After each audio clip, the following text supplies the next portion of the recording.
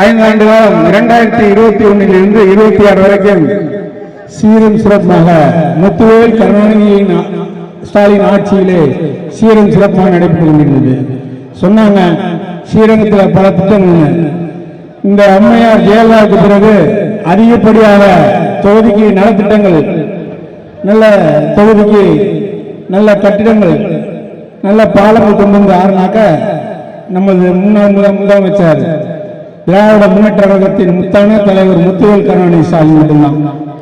ஏன்னா நான் தான் இந்த தூரம் பகுதியில் சட்டமன்ற உறுப்பினர் இருக்கும்போது காவிரிக்கு பாலம் 106 கோடியாக இருக்கட்டும், திருவரங்கம் மண் தோன்றிய காலத்திலிருந்து ஒரு பஸ் ஸ்டாண்டு பேருந்து நிலையம் எல்லாம் இந்த பேருந்து நிலையமாக இருக்கட்டும், ஜெயலலிதா விட்டு சென்ற பணி 110 விதியில் அறிவிக்கப்பட்ட கண்ணுடையம்பட்டி, சமுத்திரம், பெரியப்பட்டி போன்ற பாலங்கள்லாம் ஜெயலலிதா அறிவித்ததெல்லாம் நான் தான் செஞ்சு கொடுத்துருக்கிறேன்.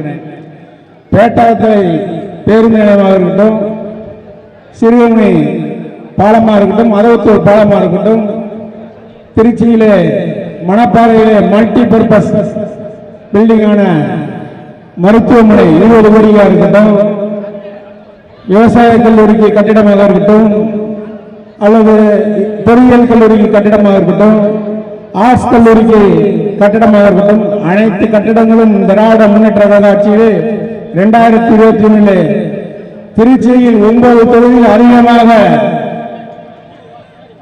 செயல்பாட்டோடு இருக்கின்ற தொகுதி என்றால் ஸ்ரீரங்கம் தான். இந்த மக்கள் என்ன நினைத்தார்களோ என்ன என்று தெரியவில்லை. ஆட்சி மாற்றத்தை விரும்பியிருக்கிறீர்கள். முதலமைச்சர் ஆவார் என்பதை உறுதி கூறி விடைபெறுகிறேன். நன்றி, வணக்கம்.